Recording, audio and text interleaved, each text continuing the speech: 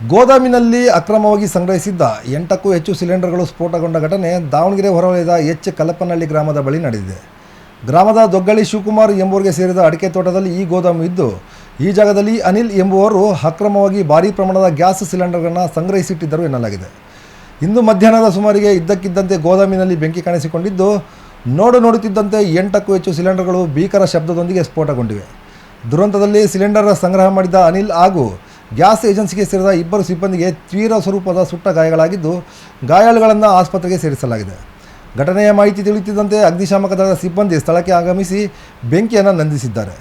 SP H D. Shekhar ಘಟನಾ ಸ್ಥಳ ಪರಿಶೀಲನೆ ನಡೆಸಿದ್ದು, ಗ್ರಾಮಾಂತರ ಠಾಣೆ ಪೊಲೀಸರು ಪ್ರಕರಣವನ್ನು ದಾಖಲಿಸಿಕೊಂಡಿದ್ದಾರೆ.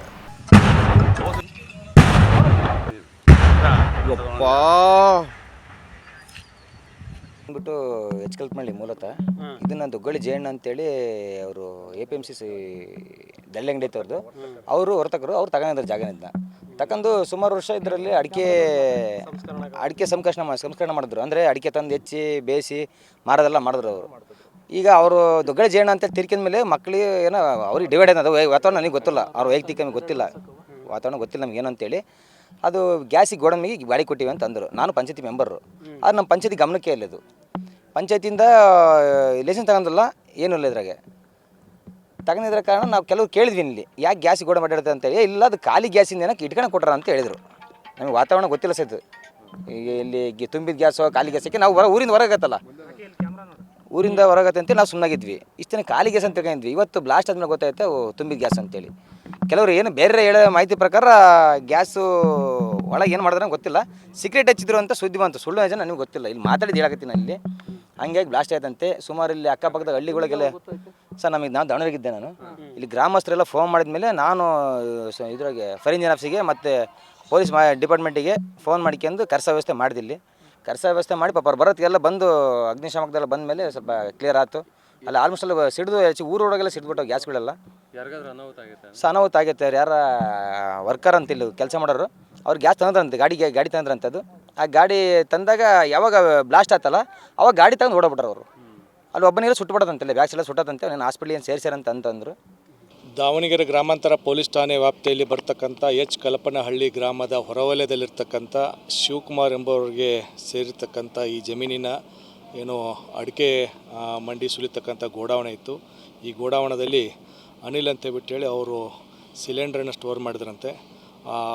ಸ್ಟೋರ್ ಮಾಡಿರ್ತಕ್ಕಂಥ ಸಿಲಿಂಡರು ಇವತ್ತು ಮಧ್ಯಾಹ್ನ ಸುಮಾರು ಪೊಲೀಸರಿಗೆ ಮಾಹಿತಿ ಪ್ರಕಾರ 2 ಗಂಟೆ 20 ನಿಮಿಷದಲ್ಲಿ ಸಣ್ಣ ಸ್ಫೋಟವಾಗಿದೆ. ಆ ಸ್ಫೋಟ ಒಂದಕ್ಕೊಂದು ಹತ್ಕೊಂಡು ಸುಮಾರು ಸಿಲಿಂಡರ್ಗಳು ಇಲ್ಲಿ ಸ್ಫೋಟ ಆಗಿದೆ ಅಂತ ಬಿಟ್ಟು ಮಾಹಿತಿ ಮೇರೆಗೆ ನಮ್ಮ ಎಲ್ಲ ಗ್ರಾಮಾಂತರ ಇನ್ಸ್ಪೆಕ್ಟರು ಮತ್ತು ಫೈರ್ ಟೆಂಡರ್ಗೆ ಇಮಿಡಿಯೇಟಾಗಿ ಕರೆ ಕೊಟ್ಟು ಫೈರ್ ಟೆಂಡರು ಬಂದು ಎಲ್ಲ ಇದನ್ನು ಸಿಲಿಂಡ್ರ್ ಏನು ಸ್ಫೋಟಗೊಂಡು ಎಲ್ಲ ಬೆಂಕಿಯನ್ನು ಹತೋಟಿಗೆ ತೆಗೆದುಕೊಂಡು ಇದು ಮಾಡಿದ್ದಾರೆ. ಈ ಒಂದು ಸ್ಫೋಟ ಇದರಲ್ಲಿ ಅನಿಲ್ ಎಂಬರಿಗೆ ಗಾಯಗಳಾಗಿದ್ದು, ಸಣ್ಣ ಪುಟ್ಟ ಗಾಯಗಳಾಗಿದ್ದು, ಅವರು ಖಾಸಗಿ ಆಸ್ಪತ್ರೆಯಲ್ಲಿ ಟ್ರೀಟ್ಮೆಂಟನ್ನು ತೆಗೆದುಕೊಳ್ತಾ ಇದ್ದಾರೆ.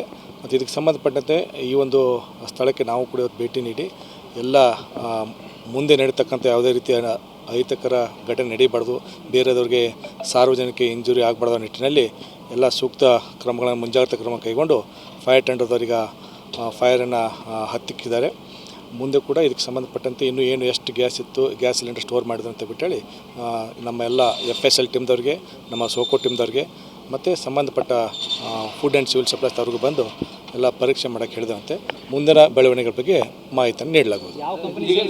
ಸದ್ಯಕ್ಕೆ ಇದಕ್ಕೆ ಸಂಬಂಧಪಟ್ಟಂತೆ ಯಾವ ಕಂಪ್ನಿ ಸಿಲಿಂಡರು, ಯಾವ ಏಜೆನ್ಸಿ ಅಂತ ಬಿಟ್ಟೇಳಿ ಮಾಹಿತಿ ಇಲ್ಲ. ಸದ್ಯಕ್ಕೆ ಇರ್ತಕ್ಕಂಥದ್ದು ಓನ್ಲಿ ಅನಿಲ್ ಅಂತ ಬಿಟ್ಟೇಳಿ ಅವರಿಗೆ ಇಂಜೂರ್ಡ್ ಆಗಿ ಹಾಸ್ಪಿಟ್ಲಲ್ಲಿ ಅಡ್ಮಿಟ್ ಆಗಿ ಟ್ರೀಟ್ಮೆಂಟ್ ತೊಗೋತಿದ್ದಾರೆ.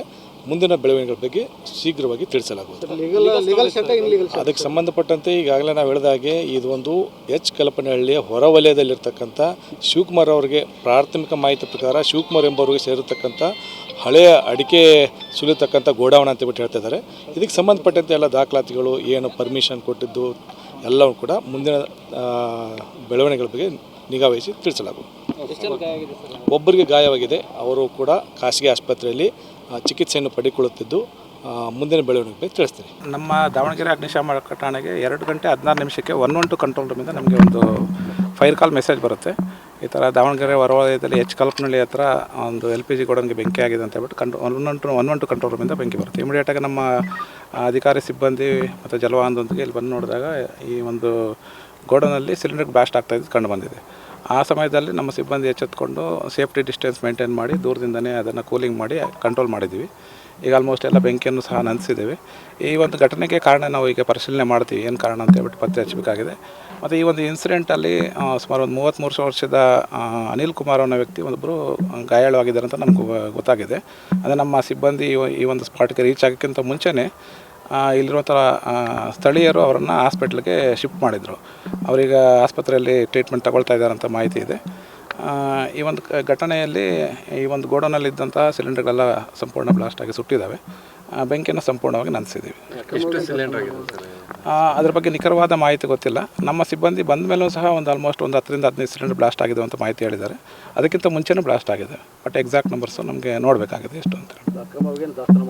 ಅದ್ರ ಬಗ್ಗೆ ಮಾಹಿತಿ ಇಲ್ಲ, ನಾವು ಅದರ ಬಗ್ಗೆ ಪರಿಶೀಲನೆ ಮಾಡ್ತೀವಿ ನಾವು. ಸೇಫ್ಟಿ ಮೆಜರ್ಮೆಂಟ್ ಏನು ಇರಲಿಲ್ಲ ಇಲ್ಲಿ? ಇಲ್ಲ, ಸದ್ಯಕ್ಕೆ ಯಾವುದೇ ಸೇಫ್ಟಿ ಮೆಜರ್ಮೆಂಟ್ ತಗೊಳ್ಳುವಂಥದ್ದು ನಮಗೆ ಮೇಲ್ನೋಟ ಕಂಡು ಬರ್ತಾ ಇಲ್ಲ. ಯಾಕಂದರೆ ಸಿಲಿಂಡರ್ಗಳನ್ನ ಇಲ್ಲಿ ಸ್ಟೋರೇಜ್ ಮಾಡ್ತಾರೆ. ಹೌದು, ಅದಕ್ಕೆ ಬೇಕಾದಂಥ ಸುರಕ್ಷಿತ ಕ್ರಮಗಳನ್ನು ತಗೊಳ್ಬೇಕು. ಬಟ್ ಈಗ ನಾವು ಈ ಒಂದು ಗೋಡನ್ನ ನೋಡ್ತಾ ಇದ್ದಾಗ ಅಲ್ಲಿ ಯಾವುದೇ ಒಂದು ಸೇಫ್ಟಿ ಮೆಜರ್ಸನ್ನು ತಗೊಂಡಿರುವಂಥದ್ದು ಕಂಡು ಬರ್ತಾ ಇಲ್ಲ.